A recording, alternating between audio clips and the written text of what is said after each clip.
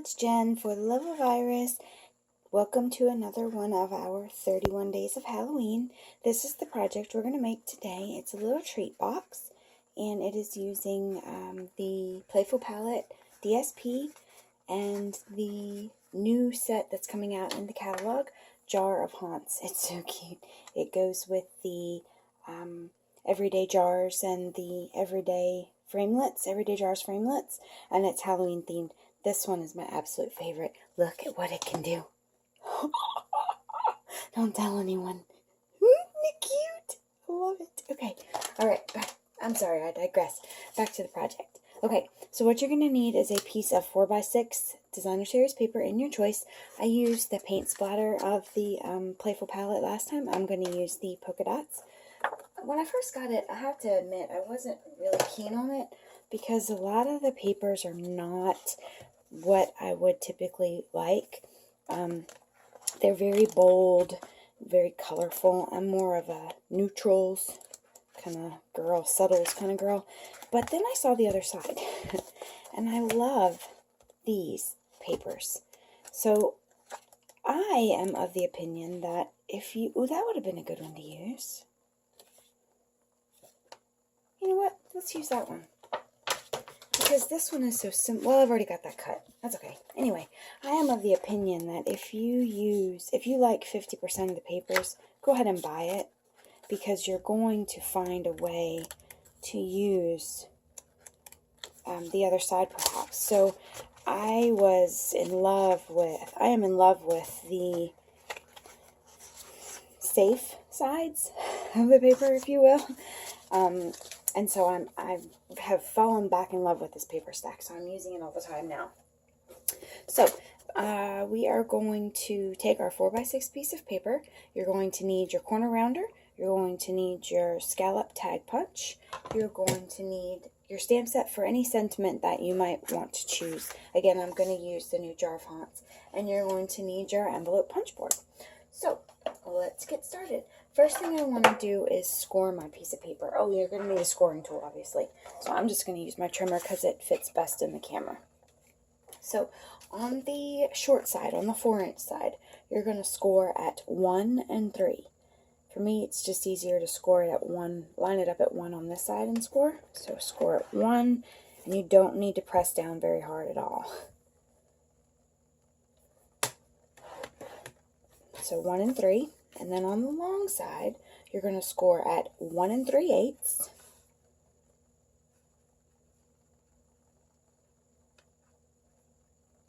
Sorry, I'm having a hard time seeing.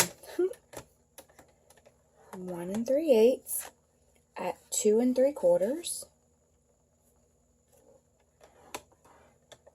4 1/8,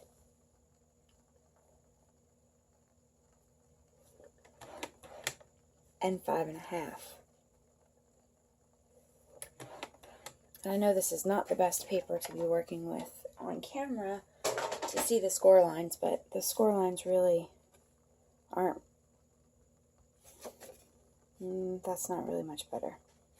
But that's okay. Let's go ahead and reinforce our score lines. I'm just going to use my fingers for now because I don't want it to tear, since we are working with just DSP and not cardstock, and it doesn't really have to be very crisp at this point anyway. Alright, now we're going to bring in our envelope punch board, and we are going to, oh, my lighting is really bad again. Let me see if this will help. I wonder if this will help make it worse. Let's see. Does that help? Maybe. Okay. On one of the score lines, let's see if I can see it. On one of these score lines, these are equidistant, so it doesn't matter. Just pick one. You want to score at every, you want to punch at every intersection. So I am going to just choose this one. You're going to fold over and punch. Don't punch this first one.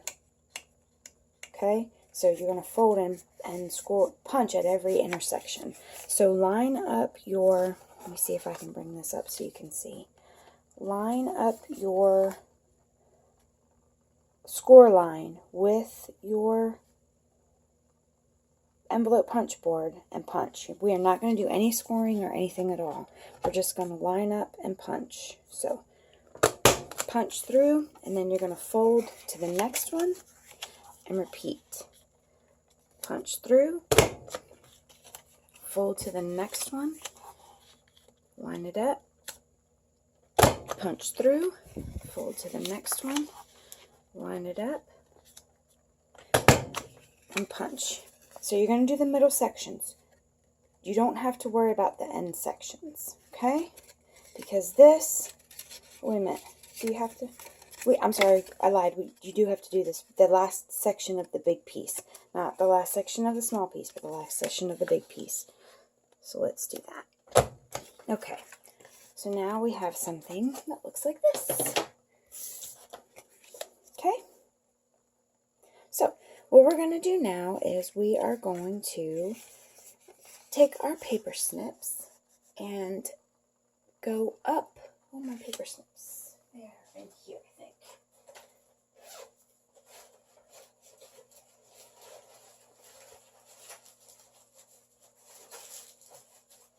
Oh, I can't find my paper snips. Okay, I'm just going to have to use another pair of scissors. Sorry.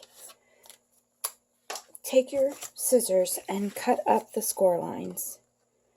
And you can wedge out a tiny piece if you want, because this is going to create the bottom of your box.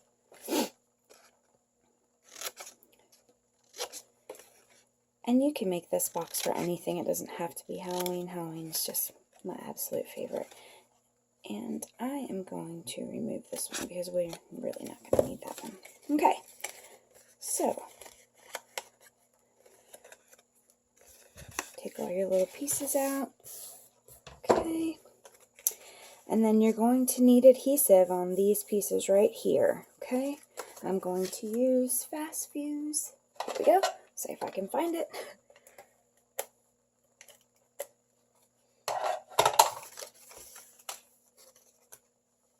And line this up. Can you see? I thought I was out of the camera.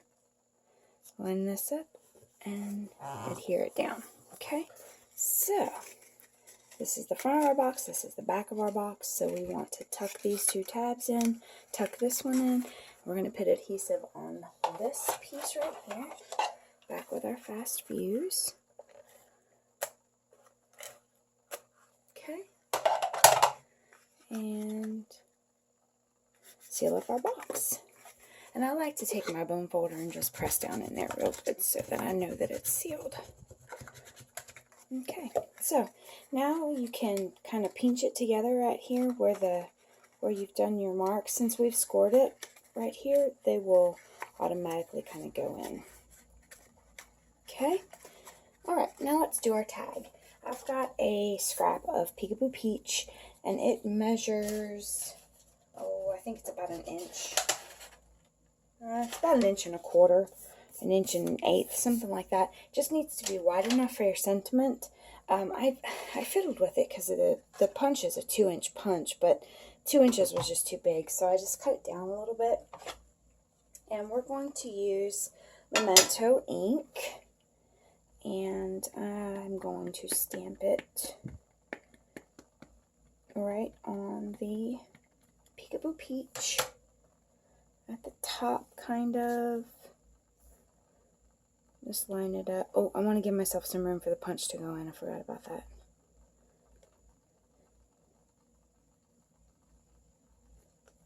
Okay, there we go. Spooky treat for you to eat. So cute. Okay. And then what you want to do is, since it doesn't fit completely in here, the best trick I can give you is to line this up. Oops. If we unlock it, to line it up this way in here. Okay? So kind of get it set in the middle, line it up, and punch. There. Cute. And then just cut this off. I'm going to just use my scissors because I don't feel like getting my trimmer out. Just cut it off there at the bottom, and then take your corner rounder and round your corners here, like so. And this bothers me just because I'm OCD. This part right here, on either side, how it kind of just comes to a point and stops. And I don't like that. Come on, camera. Well, I'm sure you can see it. Yeah, this part right here and this part right here. So I'm going to round it just a slight bit. Just because, again, it's me. It's... I just don't like that. And I think it just gives it a more finished look. Ooh, that little piece right there is bothering me. I'm not going to let it hurt me. It's going to be okay. Okay, so now I'm going to take my Peekaboo Peach ribbon. This is the Rush ribbon. And wrap it around our box. And give us enough room to tie a bow. And the tighter you pull, the tighter the closure will be. So if you don't want your people to see what's inside, pull it very tight. I think I'm just going to go with that. Cut this off here. Tie a nice bow. And you could thread your tag in here so that it gets in this ribbon here. But I was having a tough time with it. Ooh, that's a terrible ribbon. It's a terrible bow. Let's see if I can fix that. I was having a really tough time getting it through the ribbon. I think it was because I hadn't had enough coffee yet. That's really bad. So what I did was I just took some of the baker's twine and I thread it through one of the ribbons and one of the loops in the ribbon, you know. And then I just did it that way. Let's see if I can get this to work a little bit better. It's being finicky this morning. Probably needs more coffee too. I didn't cut the ribbon long enough. That's what it was. Okay, let's try it again.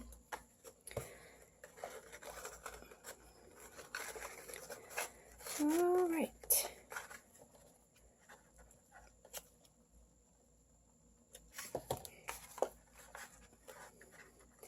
Here we go.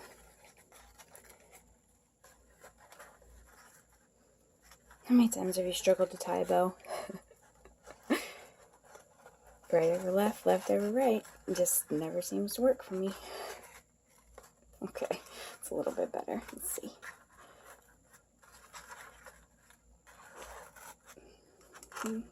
So, how was your morning? Oh, it's great. Couldn't tie a bow through the whole project. It's wonderful.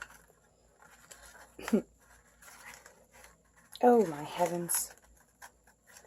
Okay, that's going to have to do. Alright, so now I'm going to cut my tails off just slightly.